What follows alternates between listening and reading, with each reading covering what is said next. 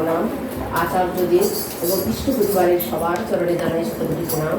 এখানে উপস্থিত ভক্তিমতী মায়েদের জানাই আমার আনন্দ বিশেষ। আমাদের শ্রাবণ পরিক্রমা প্রায় শেষের পথে। এই যে এতদিন শ্রাবণ পরিক্রমা হলো, সত্যি খুবই আনন্দের। এবারের জন্য পরিক্রমাটা যেন একটু সুষ্ঠুভাবে সুশৃঙ্খলভাবে হয়েছে, কারণ পেছনে আমাদের ছুটতে পারিনি, সুশৃঙ্খলভাবেই শ্রাবণ পরিক্রমাটা শেষ হয়েছে। এর একটা আলাদা গুরুত্ব আছে। আর এই যে শ্রাবণ পরিক্রমা বড় মাকে ধরে, ঠাকুরকে ধরে, কর্তাকে ধরে বা আচার্যদের সবাইকে ধরে তাদের আশীর্বাদ মাথায় নিয়ে শ্রাবণ পরিক্রমা, ভাদ্র পরিক্রমা, পরপর সমস্ত পরিক্রমা চলবে আমাদের জীবন পরিক্রমাটাকে ঠিক মতো পরিচালনা করার জন্য। আমরা ঠাকুরকে ধরে, এই যে আমরা আজ অনেকে বলল না পৃথিবী ধ্বংসের মুখে চলে যাচ্ছে, কিন্তু আমরা ঠাকুরকে ধরে ঠাকুরের আহ্বায় আমরা কিন্তু সুস্থ আছি, ভালো আছি, সুখে আছি, শান্তিতে আছি। যারা বলছে ধ্বংসে চলে গেল তারা কিন্তু ধ্বংসে যাচ্ছে। যারা বলছে, আমরা যে বলিনি, আমরা যারা ঠাকুরের চরণে, আমরা যারা সৎসঙ্গী, আমরা কিন্তু সঠিকভাবে ঠাকুরের চরণে আছি, আমরা শান্তিতে আছি, সুখে আছি। আর শান্তিতে সুখে না থাকলে আজকে আমরা এত মা এখানে উপস্থিত হতে পারতাম না। তাহলে এই মাগুলো তাদের সংসার ছেড়ে দিয়ে তো আসতে পেরেছে। কেন আসতে পেরেছে? কিন্তু তাদের বাবারা আটকে রাখতে পারেনি। এসছে কেন?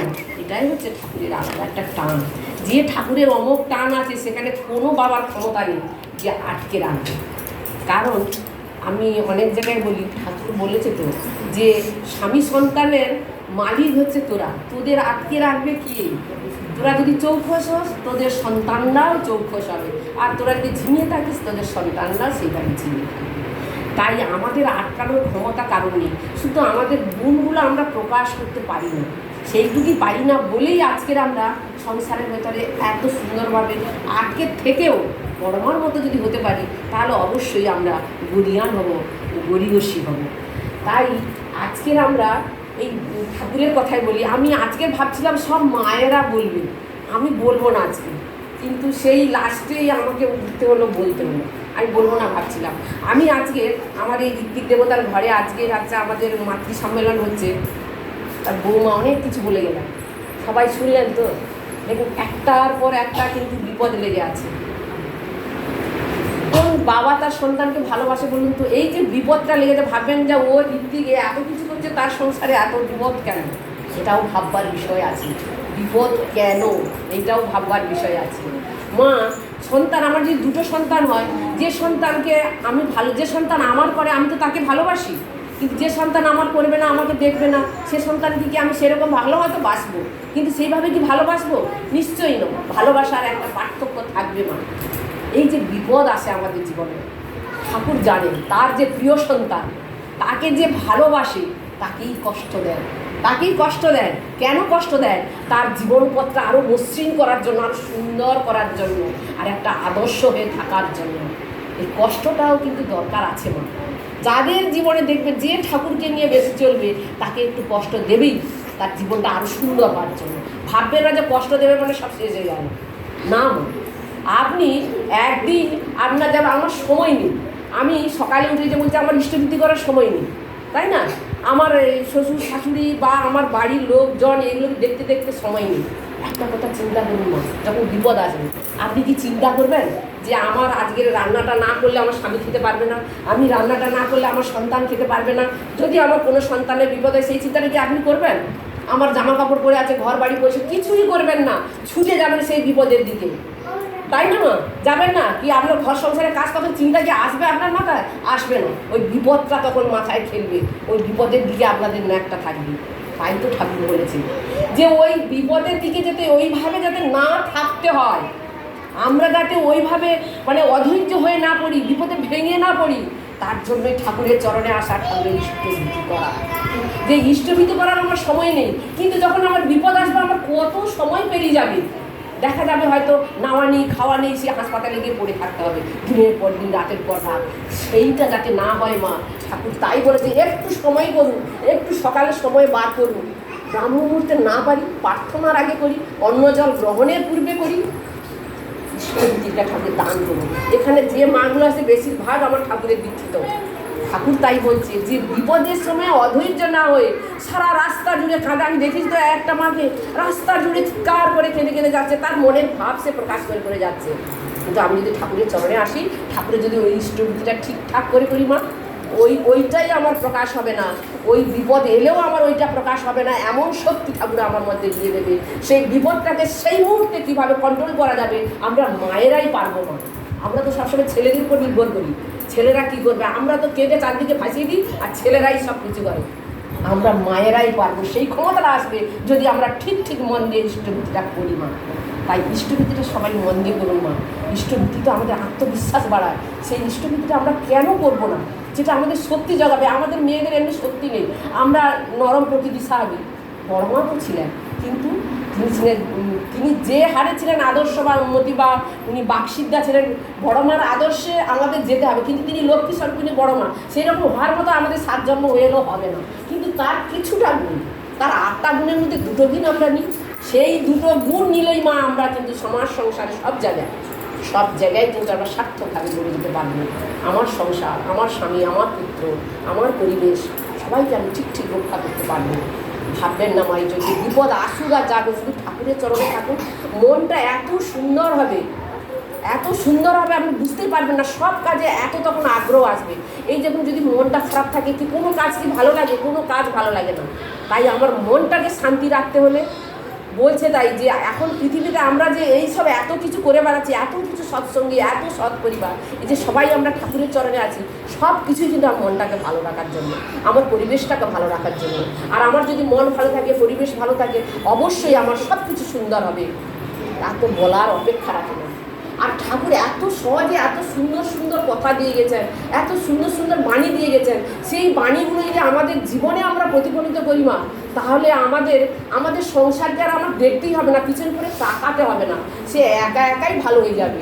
তার চাহিদা পূরণ করতে করতে দেখবে আমার চাহিদা যে কীভাবে পূরণ হয়ে যাবে আমি নিজেও বুঝতে পারবো না।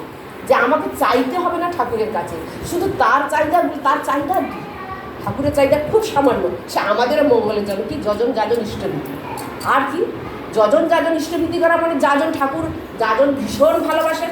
যাজন মানে কি আমি কাউকে বলা।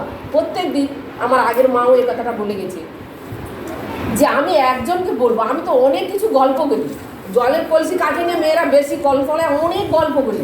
সেই গল্পের মাধ্যমে ঠাকুরের একটা কথা বলবেন মা, এটাই যাজন হবে, এটাই অনেক পুণ্য হবে। এই কথাটা সবাই অভ্যাস করুন যে ঠাকুরের একটা কথা আমার ওই গল্পের মধ্যে থাকবে, তাহলে দেখবেন মা এতেই ঠাকুরের আশীর্বাদ অনেক ঝরে পড়বে। সেই আশীর্বাদটা আমরা তো সহজে লাভ করতে পারি। আমার সন্তান সুন্দর হবে, ওইটুকু কাজ যদি আমরা করতে পারি, আমার সন্তান নিয়ে চিন্তা করতে হবে না যে আমার সন্তান বিপদে তো যাবেই না, আর বিপদেও পড়বে না, বিপদেও যাবে না। আচার্যদেব একটা কথা, আমাদের ফিলান্থ্রপিতে এইবারই আচার্যদেবের একটা কথা বলছে যে ঠাকুর আমাদের কেন এত বাধা আসে বলুন তো। বলছে যে আচার্যদেবকে বলছে আচার্যদেব আমাদের কেন এত বাধা আসে? বলে আরে বাধাকে বাধ্য করতে হবে, তবেই তো তোরা এগোতে পারবি। তোরা বাধাকে বাধ্য করতে পারিস না বলেই এগোতে পারিস না। বলে দেখ, তুই যখন 5ম শ্রেণী থেকে 6ষ্ঠ শ্রেণীতে উঠবি, তোর বাধা কি? পরীক্ষা। আর পরীক্ষাটা দিস তো, তাহলে পরীক্ষাটা দিলে আমার বাধাটা অতিক্রম হয়ে যাবে। তাহলে আমি বাধাকে বাধ্য করে আমি উঠে যাচ্ছি। সেই রকম একটা গাড়ি যখন বাম্পারে গিয়ে পড়বে মা, তখন সে গাড়িটা কি সেখানে দাঁড়িয়ে থাকবে? নিশ্চয়ই নয়। তাহলে বাম্পারটা সে পার হওয়ার জন্য তার ড্রাইভারকে প্র্যাকটিস করে তার টেকনিক সে বার হয়ে যাবে। সেই রকম আমাদেরও বলে তোদের কাছে আমরা দিয়ে রেখেছি, তোরা সেইটা প্রয়োগ করতে পারিস না, যার জন্য তোদের বাধা হয়ে দাঁড়ায়। বাধাকে বাধ্য করতে পারিস না। এই বাধাকে বাধ্য করতে হলে মা নাম জপ করতে হবে। ঠাকুরের যে মহা নাম আচার্য এত সুন্দর করে বললেন যে সহজে আছে। নাম কেনা করতে আমি কি চিৎকার করে মাইকে নাম বলবো? মনে মনে বলবেন মা, নাম কর। বলে যত নাম করবি ইষ্টভীতি তো করবি, আর যত নাম করবি তত বাধা অতিক্রম করবি। তোরা বাধাকে তোরা বাধ্য কর, বাধা যেন তোদের বাধা না হয়ে দাঁড়ায়। কি সুন্দর কথা শুনে সত্যি মনটা জুড়িয়ে গেল। সত্যি কথা, নামের এত গুণ। তাহলে মা সবাই নাম যেমন ইষ্টভীতি, তার সঙ্গে সঙ্গে তার বীজ মন্ত্রটা জপ করবেন মা, দেখবেন বাধাগুলো আস্তে আস্তে করে সরে যায়। আমরা মানি না বলে নিয়মগুলো সবাই জানি, কিন্তু আমরা কার্যকরী করে না। বলে তোদের কাছে সব দোয়া আছে, আসলে তোদের কাছে সব দোয়া আছে, তোরা সময় মতো খালি প্রয়োগ করিস না। এই প্রয়োগ করিস না বলে তোরা এত ভুগিস জ্বালা যন্ত্রণায়, রোগ শোকে এত ভুগিস। প্রয়োগটা করতে হবে সঠিক সময়, নামময় হয়ে থাকতে হবে। আমার শরীরটাকে যদি আমি নামময় করে রাখি মা, সেখানে রোগ শোক কোথা থেকে আসবে বা বাধা বা কোথা থেকে আসবে, সেই রোগ শোকের কথা চিন্তা করতে হবে না, শুধু শরীরটাকে নামময় করে রাখতে হবে। তাহলে দেখবি সব আমার বাদ হয়ে যাবে। বড় মার একটা কথা বলে আমি শেষ করবো, মানে আমাদের সময় আছে কি? আচ্ছা, একটু বড় মার সময়ের কথা বলে যাই। বড় মা এত সুন্দর করে, অপূর্ব সুন্দরী ছিল, সবাই জানি নিশ্চয়ই, অপূর্ব সুন্দরী। বড় মা শুধু একটু হাত দেখা যেত আর একটু পা দুটো দেখা যেত, আর এতদূর ঘন্টা কতটুকু দেখা যেত। এত অপূর্ব সুন্দরী, তাতেও সুন্দরী লাগতো বড় মাকে। কারণ বড় মা যখন হয় আর তার আগের দিন তার মা স্বপ্ন দেখে লক্ষ্মীর ঝাঁপি থেকে কে যেন একটা মেয়ের বেরিয়ে এসে তার মার শরীরে মিলিয়ে গেল। ঠিক যেদিন বড় মা জন্মগ্রহণ করে, দেখেন বড় মার রং ছিল ফটিকের মতো, এই জন্য বড় মার নাম যে ফটিক। প্রথমে নাম ছিল ফটিক, তারপর সরস্বতীবালা দেবী। তা মা যখন দেখে একদম লক্ষ্মী প্রতিমা, যেই মুখটা সে দেখেছিল সেই মুখটা এসেছিল, তাহলে নিশ্চয়ই সাধারণ নয়, মনুষ্য রূপে এসছে লক্ষ্মী প্রতিমা। তাই সেই বড় মারই কথা কিছু একটা বলি, ঠাকুরেরই বাণী আছে যে লোহায় পুষ্ট রক্ত কণিকা। শুনবে এটার মানে, লোহায় পুষ্ট রক্ত কণিকা। হঠাৎ বলতে বলতে মনেটা গেল কথাটা। আর শাঁকায় পুষ্ট কি? হাড়। শাঁকায় পুষ্ট হাড়, তারে লোহায় পুষ্ট রক্ত কণিকা, শাঁকায় পুষ্ট হাড়, সিঁদুরে অতীব সুন্দর, আর বন্ধার প্রতিকার। এর মানেটা কি মা? ঠাকুরের বাণী, বন্ধার প্রতিকার মানে লোহায় পুষ্ট রক্ত কণিকা। আমরা দেখি যখন আমাদের শরীরে রক্ত কম হয় না, তখন লোহা খাওয়া হয়, মানে কি আয়রন খেলে শরীরে রক্ত হয়। নোয়া পড়বেন মা সবাই, এই নোয়ায় আছে আয়রন। এই যে বলি লোহা, এই যে অষ্টধাতু পড়ে অনেকে নোয়া পড়বেন মা, নোয়ায় আছে লোহা। যে লোহা থেকে আমাদের শরীরে রক্ত কণিকা তৈরি হবে, ওই যে লোহার পুষ্ট রক্ত কণিকা। আর বলছি কি, শাঁকায় পুষ্ট হাড়, মানে এই যে সাদা শাঁখা মা, সাদা শাঁখা যে আমাদের শরীরে থাকে, এর ভিতর দিয়ে আমরা ক্যালসিয়াম পাই মা, আমাদের হাড়কে শক্ত করে। ক্যালসিয়ামের কাজ কি? বিজ্ঞান কি বলে? ক্যালসিয়ামের কাজ আমাদের শরীরে হাড়কে শক্ত করে। মেয়েদের বেশি ক্ষয় হয় মা, ছেলেদের এত ক্ষয় হয় না। কেন ক্ষয় হয়?